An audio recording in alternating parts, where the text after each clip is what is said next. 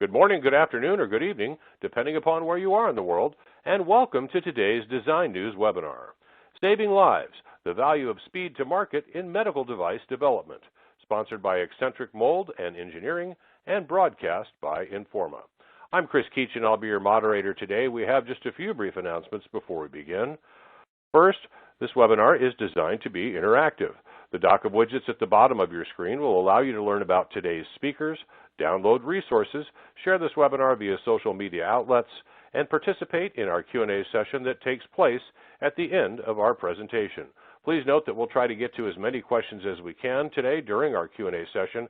However, if we're unable to get to your individual question today, someone will get back to you after the program is over. Also, the slides will advance automatically throughout the event, and you may download a copy of the slides via the Resources widget. Towards the end of our webinar, we will ask you to complete our survey found on the right-hand side of your screen. Please take a moment to fill this out before leaving us today, as your feedback will provide us with valuable information on how we can improve future events. And lastly, if you're experiencing any technical problems, please click on the Help widget found at the bottom of your screen or type your issue into the Q&A text area, and we will be glad to offer one-on-one assistance. And now, on to the presentation, Saving Lives, the Value of Speed to Market in Medical Device Development. Discussing today's topic is Taylor Foster, Account Executive, Eccentric Mold and Engineering. To learn about our speaker, please visit the Bios widget. It's with great pleasure I now turn this special session over to Taylor to begin. Taylor, take it away. All right, good afternoon or good morning, as Chris said, for everybody. Thank you for joining us today. As Chris pointed out, our topic today is saving lives, the value of speed to market in medical device development. And more specifically, we're really going to dive in today into compressing your development cycle time without sacrificing the features that you want to incorporate or the quality of your product. Now, for some of you who joined us back in January for the first webinar in this series, we reviewed Agile principles versus Waterfall in the product development cycle. And for those who were here for that, this may be a slight review for a couple of slides, but I do need to cover this groundwork with the rest of the audience who hasn't seen this, just to lay a good basis for the last part of our discussion, which is going to include discussing product development survey results that we've collected over the last year or two, an overview of different prototyping options that may help enable that compression of development cycle time without sacrificing features or quality. And we're going to talk about some actual real case studies, some success stories from medical device companies out there leveraging Agile principles to get to market on or ahead of time. So without further ado, if you've had a webinar with me before, you know my preferences. I love some interactivity. Here on the screen, you're going to see a polling question to start us out. So the question reads, what are your company's strategies for getting products to market faster? That would be currently, right? So you can choose any and all of these that apply. And the options are relying solely on simulation, 3D printing as the primary prototyping process to ensure fast development, skipping prototype tooling in favor of production tooling straight away, ensuring all requirements are baked into your design, simulation, and testing from the start, or do you leverage Agile principles to work through shorter development, simulate, and test sprints? Again, you can select all of these that apply. And I'll give you guys a good 30 seconds here, and gals, to get some feedback in here.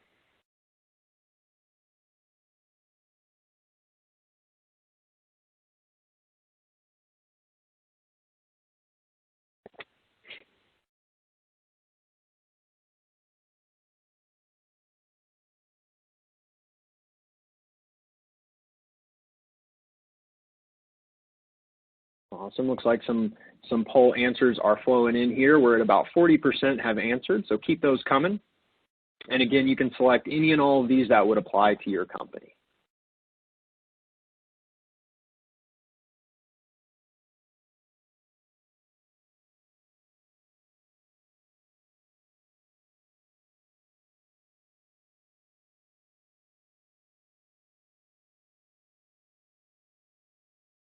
All right, touching back in with you, we are at about 54% of attendees here have responded. Let's get last couple of answers here in over the next 15 to 20 seconds, and I'll close it out and show you our results.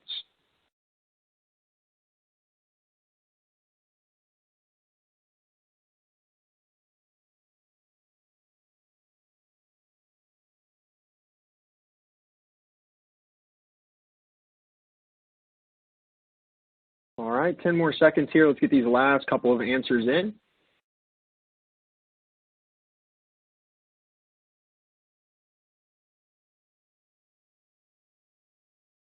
All right, last 5 seconds here. I'm going to close it out.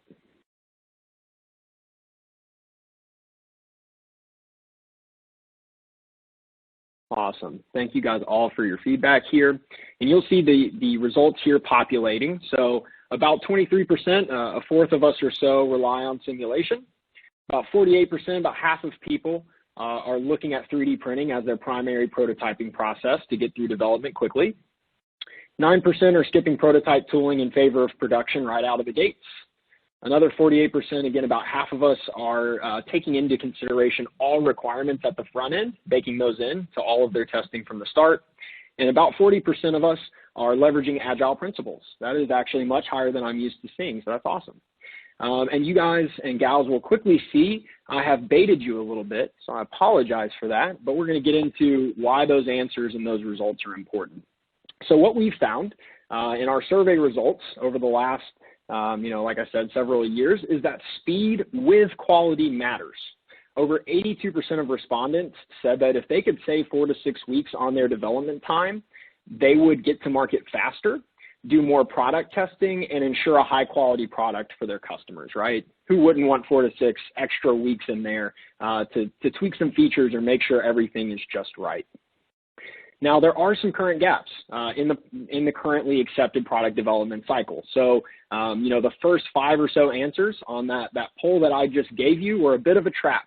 Those are all kind of the current mindset, right? That if you can skip prototype tooling and go straight to production, you're going to save time and money. If you go straight from 3D printing to production, you're going to save time and money. But unfortunately, what's always been done is both an appealing mindset and a toxic one, right? This is an industry that is built on rapid innovation and change, and anyone that tends to stay stagnant, gets left behind in this market. So some of the top challenges that have been found by the Aberdeen Group in an independent study to reinforce pressures for managing operations for any business out there, the number one response is operating costs are too high, right? We went over budget. The number 2 on that list is too many new product introduction targets are missed. So you got 40% saying we spent too much money, 33% saying we didn't get to market on time.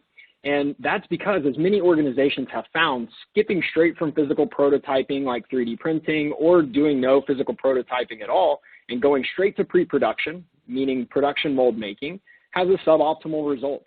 In the validation and verification stage, organizations routinely discover unexpected problems. This happens super often. And what does that mean? I think very importantly, this means a failure to launch, right? We just saw it in that data, that 33% of people aren't getting to market on time. And if they are, they're getting there over budget, which is unacceptable as well. So what we need to do is take a step back and say, hey, more needs to be done here, right? We need to both ensure that parts meet our users' requirements and that they can be manufactured with efficiency and efficacy. So over 50% of our polling respondents said that pre-production or production stages have found that they need changes, right? Over 50% said there were changes needed at the pre-production or production stages, while another 46% acknowledged that it's happened to them at least once. Maybe not frequently, but at least once they've gotten all the way to production or pre-production just to find a problem. Half of people. Over 97% also acknowledged that product changes in pre-production or production resulted in a cost and timing increase, right? So of those 50% that have problems, almost literally 100% of them are going to go over cost or over the time to get to market. Again, we just saw it a couple slides ago. Yet, 51%, half of people out there, said they mainly only do 3D printing for prototyping, and 82% said that Agile principles are not a part of their regular product development process. Now, obviously today from that polling question, we have about 40% who have said that it is part of theirs. So that's awesome. That is a really good leading indicator for this group of individuals. But again, the common problem out there, 50% say they don't, they run into these problems later. 97% say that it leads to big problems for them, but only 50% are making any changes and trying to fix this in the future. So how can you ensure, right, that this doesn't happen to you, that you're not missing the date that you're supposed to get to market, that you're not exceeding the budget that you've been given? I think the clear answer is trying to move towards Agile hardware product development. I'm sure many of you have heard of it for software, but it's actually being utilized right now on the hardware side of things by many medical device companies who are seeing success here. And the graphic here on the right side of the screen really shows you the way that we approach that, specifically for medical device clients, right? So you've got iterative loops, one at a time, that allow you to validate and verify certain aspects of your projects weeks sooner than with your traditional cycle and at a lower cost and time. So now instead of spending thousands of dollars and weeks or months to fix your errors when you get all the way up to that last arrow that says production, now you can find those errors early and prevent them from happening later on down the road, right? And on the right hand here, again, we see some more data from the Aberdeen Group and an independent study that said the best in class in medical device use Agile hardware. And what they find is that they are able to utilize DFM early in the process to advance product development. It builds knowledge around issues that can arise during later production manufacturing, allowing those issues to be detected earlier, and as a result, they can avoid rework. So what that means for them in terms of data, at the end of the day, the best in class that are using this and leveraging this right now have a 92% successful new product introduction rate to market and a 93% efficiency of their internal equipment, right? So that's a really, really good efficiency and a really good rate of getting to market on time. Now, the great thing here, and what most people are missing between, again, that simulation or 3D printing and moving to production, is prototype tooling. It can be as low as $1,500 for a prototype tool, and it can be completed as quickly as 5 business days from your order, right? I think a common myth out there is that it's going to take a long time and be just as expensive as getting a production tool. That's not true. And when you have the ability to make those prototype tooling changes for hundreds of dollars instead of thousands, and you can make those tweaks in days instead of weeks or months, you can see how that would allow you to very quickly find problems, get rid of them, and get to market on time and on budget. Now, here's just a quick visual, right, just in terms of the cleanliness of this approach. The top is Waterfall, so that's your traditional approach, which includes a bunch of different groups all trying to validate different things at different points, trying to take into consideration all of the factors they need to at the beginning. But what they end up finding is somehow something slips through the cracks, and near the end at that production stage, you find a problem. Here with the bottom, on Agile development, you very quickly, again, ideate, create a test file, 3D print it, verify that it works, right? Assemble it and test it. Good, it works. Now let's move to modifying it for prototype tooling. Let's design that tooling, get you a prototype, again, assemble and test, make sure it's working. Once it's working, it's very easy then to pass on that knowledge, right? Because creating tooling, whether it's prototyping or production, is very similar. So then you're able to pass on that knowledge directly to your production tooler in that design phase up top in that last loop. And then when you get your samples from that production tooling, there are no surprises, right? You already know what the common pitfalls are, what to avoid, and how to design that tool for success, which means you're going to get to market as you planned instead of finding a surprise at that stage that costs you, again, thousands of dollars and weeks or months to fix. As I mentioned earlier, there are already plenty of groups out there and successful leaders in this industry who are utilizing this strategy to craft success for their organization. We've got Siemens, Roche, GE Healthcare, Battelle, Baxter. All of these different organizations have already adopted Agile methodology to their hardware. And as we saw today at the beginning with the first poll we had, 40% of people on this call too. That many people wouldn't be doing it and seeing success if it didn't work, right? For GE Healthcare, it was able to reduce their product development time, which typically was taking them between a year and 2 years. They were able to drastically shorten that. They were able to identify clinical workflows that were not even on their radar at the beginning of a product's development that were actually critical to getting to market. And again, they were able to figure those out and make sure that they fit within those early on. For Siemens, their overage hours decreased, right? And their average working times were more consistent for their employees with fewer spikes, which just means They're not having that panic moment where they realize they've got a problem, have to double back, bring everybody in, work all weekend and fix a problem, right? Now they're able to anticipate problems, keep everyone at home on the weekends and evenings with their family. How nice would that be? So you're asking me at this point, probably, great, Taylor, that sounds awesome. All of this makes sense, but how do I incorporate it, right? As we said earlier, the traditional method is very appealing, right? And the reason it's appealing is there's a low barrier for you. You don't have to do much hurdling of any, objections internally to move forward with what's always been done. However, to incorporate and start a new strategy, it's really important to be strategic, right? You want to go about it a certain way that's going to set up your business to succeed, but also, really importantly, set up you as the individual to succeed, right? So you want to start this with projects that don't involve many parts, projects that are going to be inexpensive, projects that aren't crazy time sensitive or critical, projects that are for smaller or first-time clients, right? You don't want to pilot this with one of your most important clients and have something go wrong. And you want to do it with a project that you feel is going to need changes or iterations down the road, because that's the kind of project where it makes the most sense and will save you the most time and money to incorporate this. So it's going to be the best to show your internal organization, wow, look how much time and money we can save by doing this a little bit differently and approaching this a little bit differently. So what I'm saying here is basically, always start trying new approaches, not just this one, but any new approach that you find to be a good fit for your organization. Start trying those things out with low-risk projects, right? Minimize your personal risk, CYA. Note, again, though, that the strategy is going to be most beneficial and show the most reward for you and your company on the high complexity, multi-part, really time-critical assemblies, but that's not reasonable to start with, right? You got to prove it out at a smaller scale with something that's not a lot of personal or organizational risk.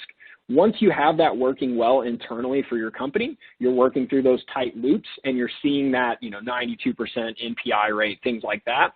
That's the moment where you start targeting the higher complexity multi-part assemblies and start really showing how much value that can add.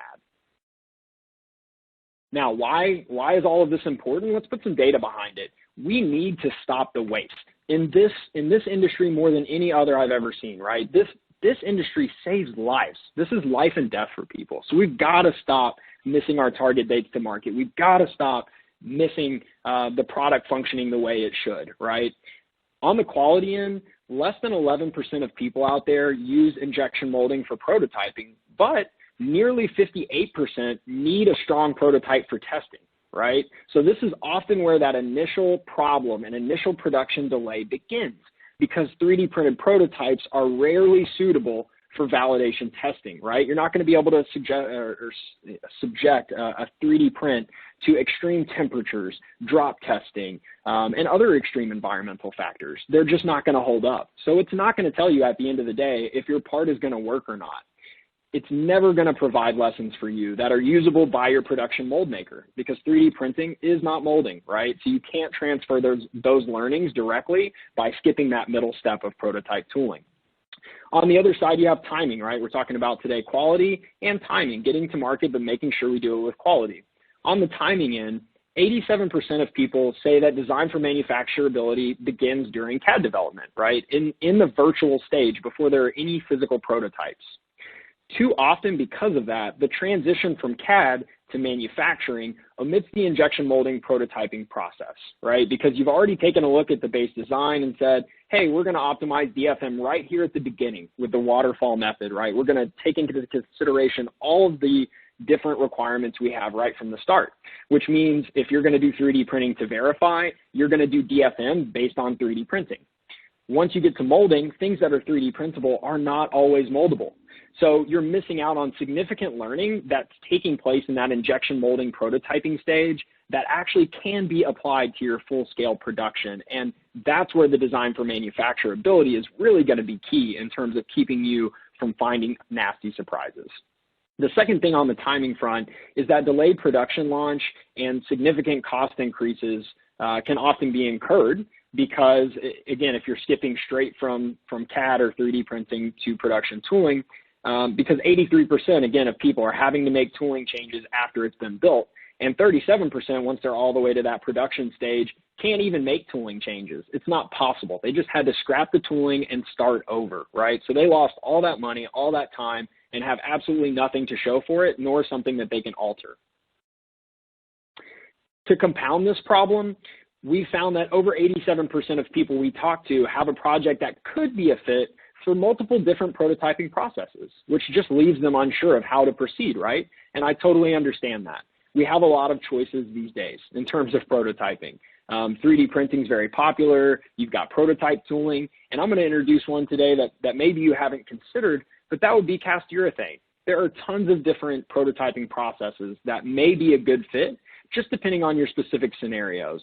So what we're going to do now for the back half of this is, again, hop into some specific use cases for customers that we've worked with and what Agile development process was able to get them to market on time and on budget, right? What combination of prototyping was the right fit for them, and therefore what might be right for you.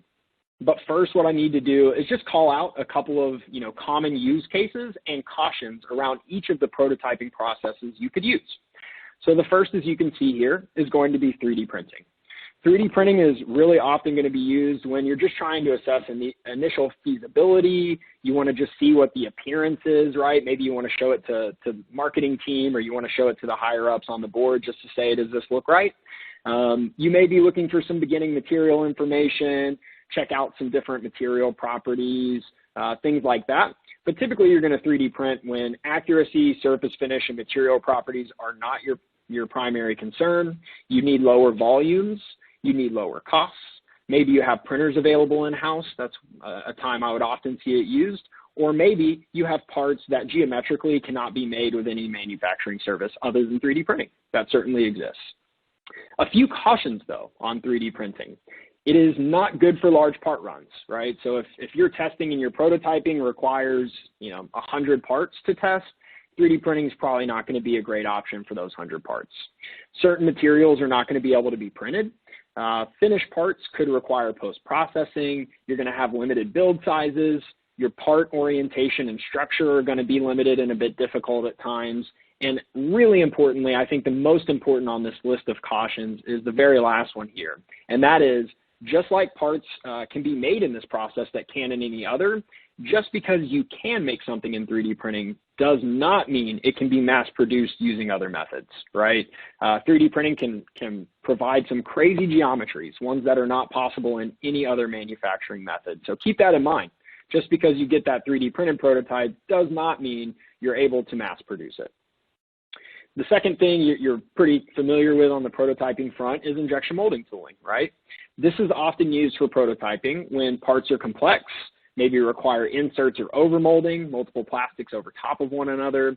Maybe when your prototyping requires dimensional accuracy, the very specific materials you'll use in production, or you want to do some full environmental or use testing of those parts like they would be when they're in the market. Oftentimes you may need to verify dimensional properties, and again, the only thing that's going to exactly approximate that to the production side of things is tooling on the prototype side of things. You can truly evaluate your material behaviors, again, because you're using the specific material you'll produce with. So you can go ahead and assess how much the part's going to shrink, how much it might warp, sink, splay, or any other aesthetic concerns you may have at that early stage. You can also take this information and, again, directly translate it to the production team. So you can learn direct lessons that can be applied A to B for you to be able to avoid problems later on with your production. It's also used when you need the ability to do a bunch of engineering changes, or you need to make sure final fit and function with the rest of the parts is going to be exactly right. Or maybe you need to minimize the cost per part. That's sometime that I would see people use injection molding a lot. A couple of cautions on molding for prototyping. You are going to have a higher upfront cost to create the molds than you would to 3D print or urethane cast. You're typically going to be looking at a bit longer lead times, not true with every partner, but you will typically see longer lead times on 3D printing versus other things. And then some design restrictions here. So you may not be able to create, again, certain geometries that you could have in 3D printing. And design changes in steel tools can be really difficult and costly. So it's important, again, to leverage the prototype side of things where it is easy to make those changes. Last but not least, in the prototyping realm, we have cast urethane. So this is kind of a middle ground, right? The process itself begins with a master model. Typically, you're going to take an SLA, which is 3D printing, an SLA prototype that is going to be the master, and you're going to use that physical part to encapsulate in silicone rubber, creating a soft tool to be used from there on. After that rubber cures around the part, and again, you can see this kind of in the background image of the slide here, but the master is removed from the middle of that mold, and after that, you're going to basically just utilize the traditional injection molding process where you're inserting urethane into that cavity, letting it cure and then dry, and then you have your part. You remove it from the mold. So this is most often used when you need to show something that looks really, really nice, right? Beyond 3D printed, it doesn't have layer lines for marketing. Maybe you have some functional testing, like a drop test or something that you don't want to spend money on a full-blown mold just to break. Some low volume runs, sometimes if you're kind of above the quantities for 3D printing, but below the quantities you would usually think of for injection molding, this can be a good stopgap in between. This is a lower cost alternative to limited injection molding, and it's really good, like I said, for string testing. So drop tests and making sure that you are able to verify some things without spending a bunch of money on a tool, but also 3D printing, as I mentioned earlier, is not going to withstand those sorts of tests. So a good middle ground for that. A few cautions about cast urethane. First, the urethane tool is soft, right? It's not made of a metal, so it's going to break down much more quickly than a typical tool. It's going to have a very low tool life.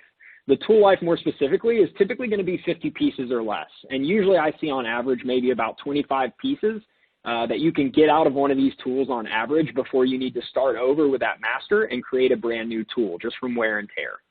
There are also some material limitations, right? If you use something that was abrasive, it's going to wear down this tool even quicker than that 25 to 50 pieces. And also you're limited to urethanes, right? You can't use a true thermoplastic in here, so some of the materials will be a bit limited.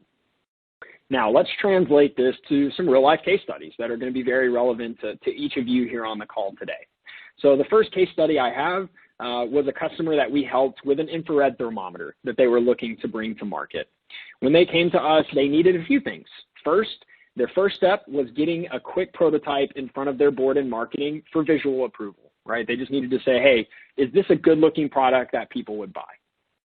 After that, they needed to run some more intensive testing to ensure that the product could withstand a drop from 10 to 15 feet, right? When you're using an infrared thermometer, I know none of us are 10 to 15 feet tall, but you may put it on a shelf or it may have a holster on the wall, in a clinic where it's going to rest.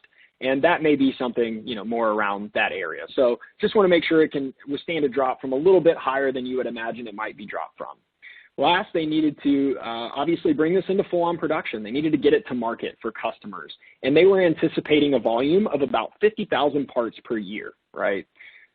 So what we said when we took a look at this was, hey, the starting point is starting with 3D printing, right? The first need that was expressed was just quickly getting a prototype in front of the board and marketing.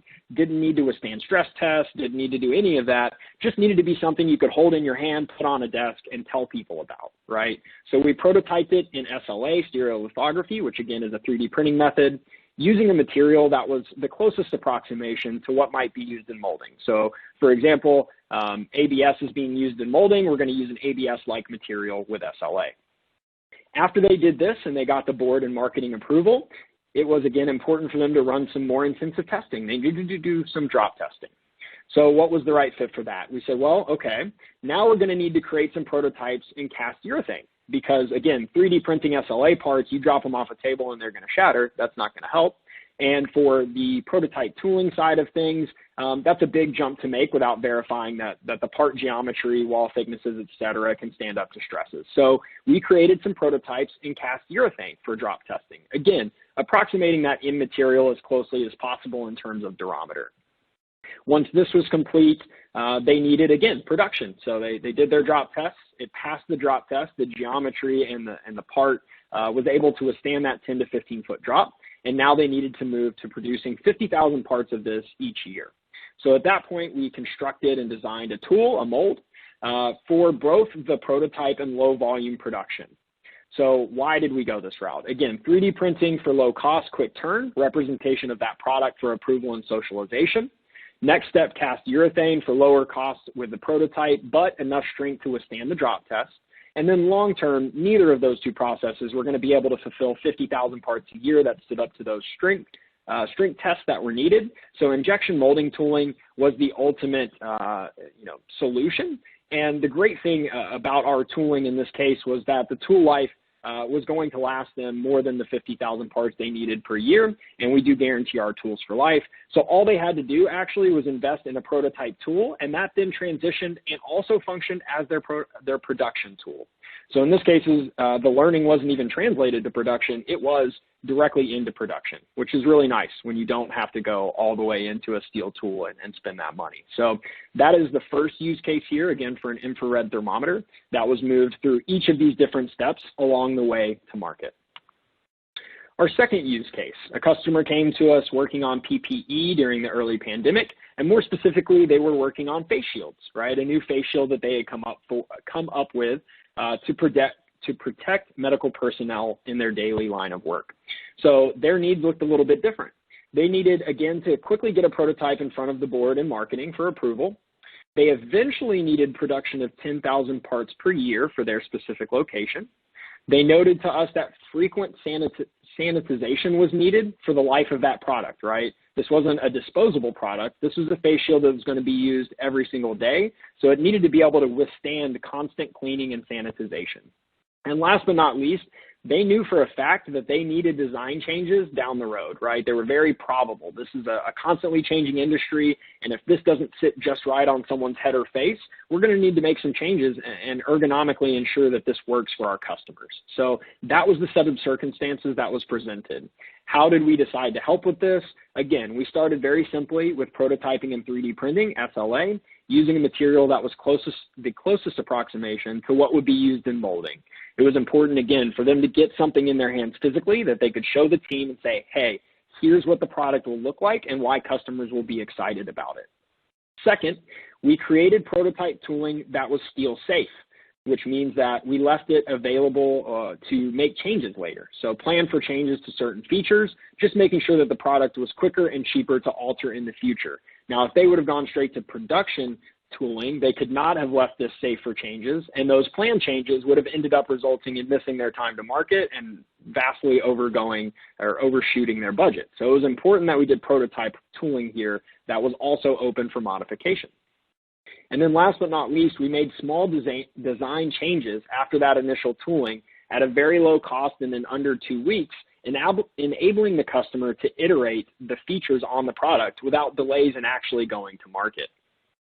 Now, in this case, we chose these manufacturing processes first and foremost because 3D printing, again, great for low cost, quick turn representation and for approval and socialization. So that was something good to get out of the way, make sure it worked.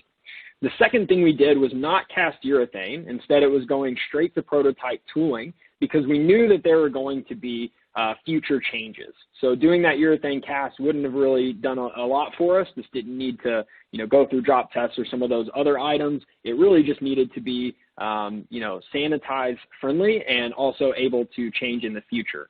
So that's, again, why we didn't use urethane casting or 3D printing for long term. They needed 10,000 parts per year, which is going to be the best fit for tooling. And they also needed to sanitize the parts frequently. With 3D printing, you're going to have a lot of little nooks and crannies on that surface where, bad things can lodge and you're not able to sanitize. So that wouldn't work. And a volume of 10,000 is never going to be a good fit for urethane casting. So prototype tooling here was the best way to verify this. And again, with the 10,000 part per year need, that tool was able to serve as the production tool as well. Now, an important note, let's say if their full production quantity would have been much higher. Let's say they operated a chain of different hospitals, and they were eventually going to need 1 million parts per year, right? In that case, we would have done the same process, and then at the end of the prototype tooling verification, as they worked on getting to market, they could still utilize that prototype tool to send products out to market as a bridge tool solution. And then we were also able to share all of the learnings from the prototype tooling design with a production vendor that could then create that tool for the production side of things without having so much risk. So again, that didn't happen in this case, but if they were to scale to that kind of volume, just want to make the point that that's why it's critical you verify at this stage with prototype tooling. A third use case here. So this customer came in with an instrument grip, right? In this case, they had already 3D printed the prototype. So it had already gone through their internal board and marketing approvals, and they had gotten the thumbs up. Everything was good there. Their next step was finding a partner to make 50 parts per year with a process and material that provided more longevity than 3D printing, right? There was no way with this grip, someone touching it and using it every day, that a 3D printed solution was going to hold up to that. Last but not least, they actually anticipated a decrease in their quantity over time. So they need 50 parts a year initially, and then over time, they're going to need less and less. The reason for this, and this is kind of rare, obviously, but that instrument was slowly being phased out in preparation for a new instrument to come into its place. So this was really unique in that the actual need was going to go down over time. So how do we help? In this case, they had already 3D printed, so it would be redundant to 3D print again. That's not something we did. And it would also be overkill to move to prototype tooling because, again, they're only going to need 50 parts right now, and in the future, that's only going to go down. So in this case, we utilized just cast urethane. We built in soft tooling with the ability to make 25 plus parts with much more accuracy and consistency as well as longevity than 3D printing. And we're able to save that customer thousands of dollars over moving to hard tooling. And again, this goes back to how I started this topic, which again, there are so many ways you can prototype. And it's important to understand when you have multiple options, which one's the right one. And I think this is a great example of that. 3D printing they had already done. Prototype tooling was not the right fit based on these circumstances. So cast urethane, which is one most of us probably don't think of often, was able to save them time and money and get them exactly what they needed. Now we chose this again because cast urethane created a part from 3D printing, a master there with that polyurethane material that offers better longevity and part consistency. We also continued to cast urethane mold over a period of years at a cost much lower than paying for an aluminum or steel tool for true production, or just doing 3D prints because that's not optimized for volume either. And note here that if production quantities had increased to even about 100 parts a year, we actually would have prescribed and used aluminum tooling in this case. And obviously that's not across the board, but generally speaking, when we do break-even analyses here internally, at about 100 parts a year, you're usually going to have better pricing for aluminum tooling and piece price cost than you would for urethane casting. So that's about where we see that equal out. So again, if this would have gone above 100 a year, if this was a new part that they were testing and then scaling up with, we would have went from cast urethane into a prototype tool. Our last use case here was a prosthetic. So this company also had already created their 3D printed prototype. They had gotten approval internally. Everything looked good. Now they were looking to make a connection with a partner who could make them 50 parts per year initially, but we're going to increase to 5,000 parts per year long term. So kind of similar to the hypothetical I presented on the last slide. The part was going to be subjected to intense temperature fluctuations, UV conditions, use forces, right? This was a prosthetic. This was going to be something a human being was using in their everyday life, whether they were hiking or climbing a rock wall, whatever they were doing, this was going to be a part of that daily life. So this was intended for rugged environment, rugged use across life's many adventures, right? Very important. So how do we help? What was the best fit for this in terms of prototyping and moving through to production? We started straight from the get-go with aluminum tooling. Why? Because they had already 3D printed and verified that that worked, and because with their needs around UV conditions, use forces, and life's many adventures, urethane casting was not going to hold up to this over time. It was going to break down because of the sunlight, the UV conditions, the use forces. It was just going to wear out over a period of years instead of tens of years, right? And that's not what we want.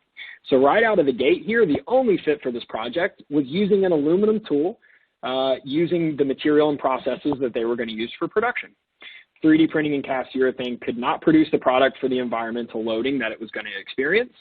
And the initial part run may have been 50 a year, but the good thing about tooling is we can transition easily from that 50 a year to 5,000 a year with that exact same tool. Once again, they would have to scale to a much, much higher volume to need to truly move to a steel production tool. So in this case, we were able to transition our learnings directly and stay within that prototype tool.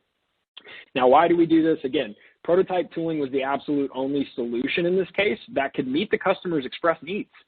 3D printing and cast urethane were an option from a quantity perspective, but at the end of the day, they could not provide the end use, production that was going to hold up. So that's really important to understand, because again, with waterfall methodology, at the very beginning, you would maybe think 3D printing and cast urethane fit, but then when you take a look and say, actually, all the way down at the production level later on, this is not going to hold up. So had the customer's long-term quantity here been only 50 a year, it never scaled, right? It never went up to 5,000 parts. It just stayed at 50 across the board. Injection molding tooling would have still been the only choice. There was no other choice here, again, to drive that home because of the use case and the rugged environment that it was going to be subjected to. So no matter what the quantity looked like here, this was an injection molding project. Now, I have shared a whole lot of information, so I certainly appreciate that. Let's hop into our second polling question here, and today I went easy on everyone. I only have two, so this is the second and last one, all right? On this one, I'll ask you, what would your strategy be now for getting products to market faster, right? At the beginning, you told me what it currently is. So after sharing this, going through some very specific use cases, choose all that apply for me, okay? Are we going to rely on simulation? Are we going to 3D print as the primary prototyping process to ensure faster development? Are we going to skip prototype tooling in favor of production? Ensure all requirements are baked into everything from the start? Or are we going to leverage Agile principles to work through these shorter sprint tests that give us better results? And again, I'll leave this open here for a good 30, 45 seconds. Let you think through it.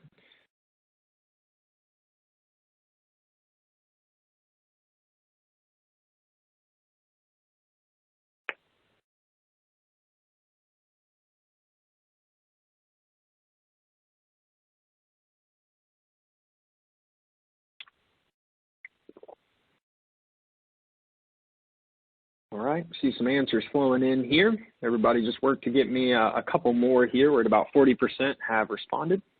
Give you another 20, 25 seconds here.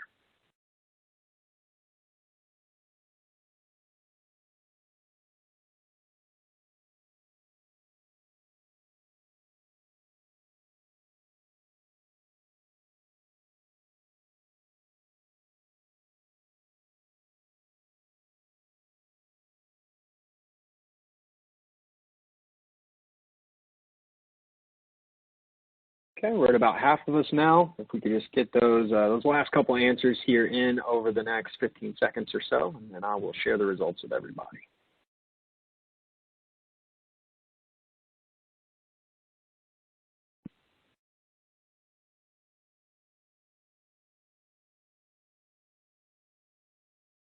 All right, 10 more seconds here. Just get those last couple answers in. Appreciate everybody.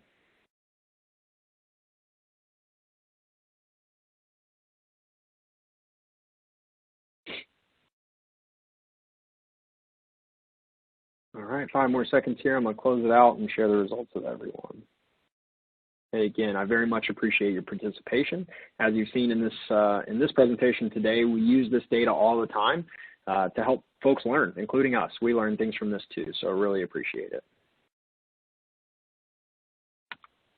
All right. So I'm encouraged by this, everyone. I appreciate, again, the inclusion here and everybody getting involved. Now it looks like we're up to 64.5% of people feel like now the best strategy and the strategy they will use is trying to better leverage Agile principles. That's what I'm going for. At the end of the day, like we mentioned earlier, and I really want to hammer home on this, the top 4 are what most people are doing right now. That is ending up resulting in 50% of the time making changes when it's too late to make changes, right? Needing to make changes when it's going to cost us getting to market on time. So these first 4 feed directly into that. If you're relying only on simulation, you're not learning what you need to learn before you go to production. You're running into problems. If you're only 3D printing, again, there are so many things we just talked about that you cannot learn from 3D printing. And just because you 3D print a part does not mean it can be mass produced in molding. So it's not really doing yourself a great service there, right? In this case, I love that no one said skipping prototype tooling. because as we've talked about, it's really going to hurt you long term. And, I totally understand the lean towards ensuring your requirements are baked in.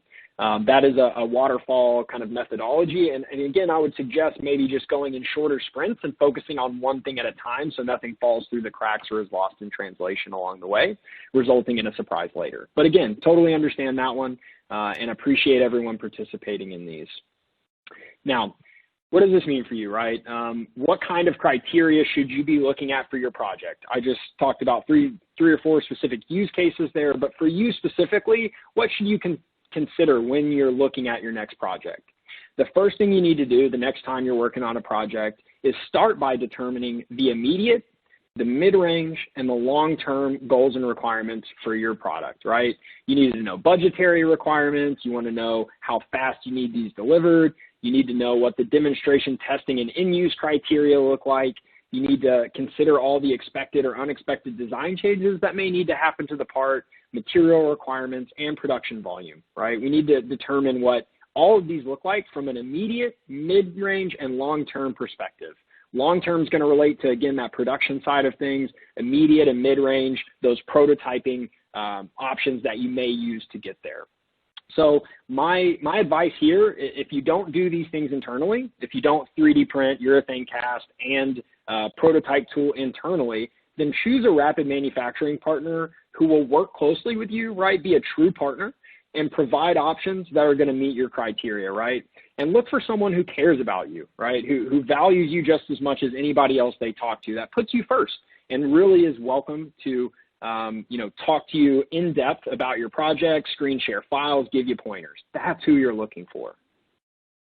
Now, who are we? We're certainly somebody who provides these things, and as you saw through the use cases, we've been doing this for about 25 years across many industries, medical device being one of our top three. Our manufacturing facilities are located here in the U.S. in Southeast Michigan. We have 2 of them there. All our molds are built and run on site. We've produced a little bit over 100,000 physical molds at this point, and as you can imagine, millions of parts from those molds. We have thousands of different engineering grade materials available here on hand for your use, and we are ISO 9001, ITAR, and UL registered. So I just wanted to provide a little bit of background on us. And again, our capabilities certainly include injection molding, as we covered in the use cases. CNC is one we didn't mention today, but we certainly have those capabilities here internally. And then rapid prototyping, which includes both 3D printing and you can see bottom right there, cast urethane. So if you have projects, you're looking for a partner that, again, fits those decision criteria, someone who's going to keep you in mind across all those stages of your development, always feel free to reach out to me or my team, and we'll be happy to consult. And with that, I'm going to turn things back over to Chris for some Q&A. All right, thank you, Taylor, for a great presentation. We're now going to move on to the question and answer portion of our event. But before we do that, please, my apologies there. Thank you, Taylor. We're now going to move on to the question and answer portion of our event. As a reminder, if you'd like to participate in our Q&A session, simply type your question into the Q&A text area or click on the Q&A icon at the bottom of your screen, type your question in, and then click the submit button. We'll get to as many questions as we can in the time that we have left. If we're unable to get to your question today, someone will get back to you after the program is over. And before we start with our Q&A, please direct your attention to our webinar survey available on the right-hand side of the presentation window.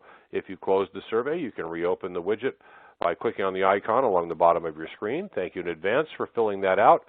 It helps us to improve future programs for you. And so, Taylor, we've got a bunch of questions that have come in here for you. We'll get started with a couple of them here for you. This first one says, let me take a look at this one here. Hold on one sec.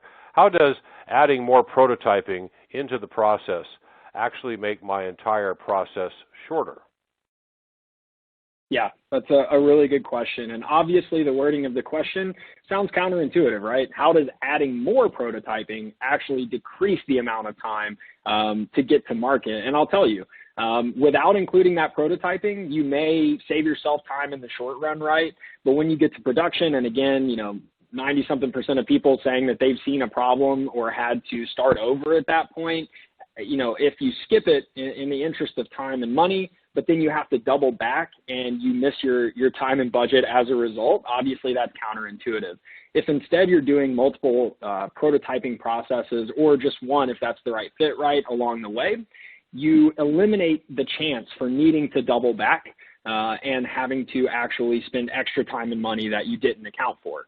So what I'm saying is you got two choices. You can either go ahead at the front end of things and account for the need to prototype and get things right, or you can not plan for it and provide everyone a nasty surprise later that actually costs more and takes longer to fix than just doing it right the first time. All right, thank you, Taylor.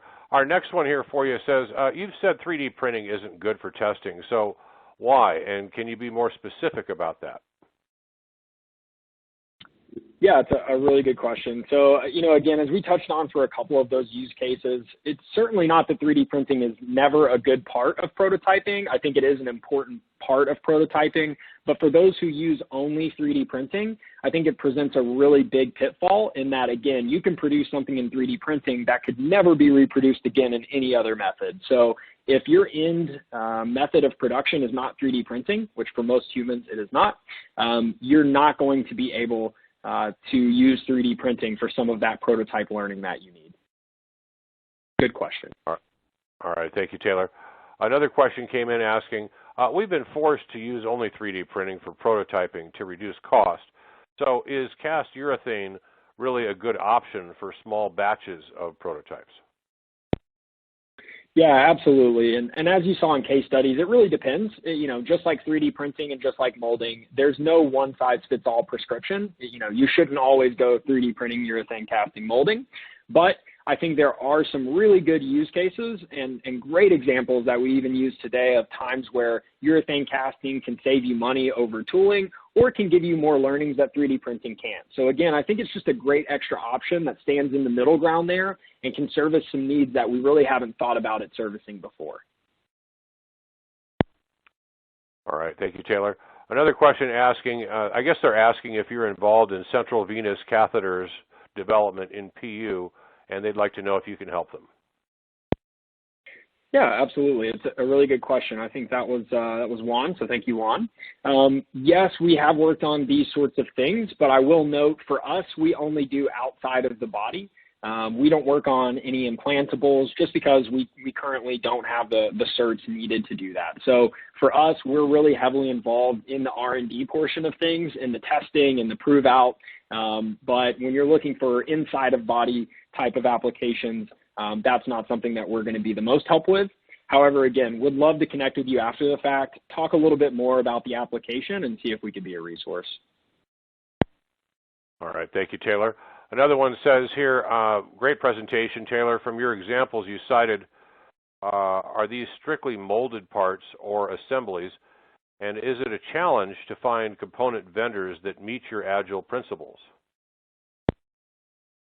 Yeah, it's a really good question. So for us, we've seen individual molded parts, we've seen assemblies. I think what we talked about today is incredibly important for both, but most important for assemblies. Because again, when you've got to think about form, fit, and function with other parts outside of just your molded parts, it's really important, again, to make sure in that prototyping stage that everything's going to work together well. On the back end of that question, we are a manufacturer, so I typically am not looking for other people to manufacture things for me necessarily, but have certainly seen customers who have come to us and really wanted to better understand how they can leverage Agile principles within assemblies and not just individual components. So if you want to connect about that, certainly happy to offline with you anytime. But yes, it does work really well for both, and I would say even better for assemblies than individual parts, just in terms of what you need to learn. All right, thank you, Taylor. And just as a reminder to our audience, if you'd like to ask a question, simply click on the Q&A icon, type your question in, click the submit button. We'll get to as many as we can here. If we don't get to your question today, again, someone will get back to you after the program is over. Another question has come in for you here, Taylor, that says, can waterfall processes be used in very early design phases when you're still finalizing the product specs? Yeah, it's a really good question. So if I understand the question correctly, you're saying, hey, what if we haven't actually finalized what exactly we need, what the product's going to look like, what the specs are? Is it okay if we're still using Waterfall at that point versus Agile? I think at the end of the day, the more you can get towards an agile mindset, the better. So even if it's, even if your company is working within a waterfall process, it's not the end of the world, right? But the more you can start to implement some of those agile principles in that product development process. So for example, if at the very beginning you only know a couple of requirements, why not go ahead and start testing and verifying that you can hit those couple of requirements, and then batch by batch you can add in more requirements, verify and test that everything works. So that's a little bit more along the agile side of things. And I would say, again, not the end of the world if your company has been using Waterfall, but like I said in this presentation, there are a whole lot of pitfalls, and statistically speaking, if you're using Waterfall, throughout the process, or even, at the beginning, you are a little bit more subject to seeing some of those added costs and lead times pop up that you don't expect. All right, thank you, Taylor. It looks like we have time for just one more question for you. This one's an interesting one. It says, how many people participated in your survey? Yeah, it's a really good question. You got to know that this data is significant or means something, right? Who's saying this? We have had more than 200 respondents that made up the data for the polling questions that you saw results from today. So more than 200 people weighed in to get those percentages that I used today. Pretty big sample size. All right, well, thank you, Taylor. That does look like all the time that we have for questions for today. If we did not get to your question, again, someone will be getting back to you after the program is over. I'd like to thank Taylor for his time and his expertise on today's topic. We'd also like to thank our sponsor, which is Eccentric Mold and Engineering, as well as everyone in the audience. We appreciate your attention and your participation. Once again, if we didn't get to your question, we will be getting back to you after the program is over. And within the next 24 hours, you will receive a personalized follow-up email with details and a link to today's presentation on demand. Please feel free to invite your colleagues and your peers who may not have been available to listen to today's event. This webinar is copyright 2021 by Informa. The presentation materials are owned by or copyright by Informa Markets, and the individual speaker is solely responsible for his content and opinions. Once again, we'd like to thank you for joining us, and we hope you have a great day.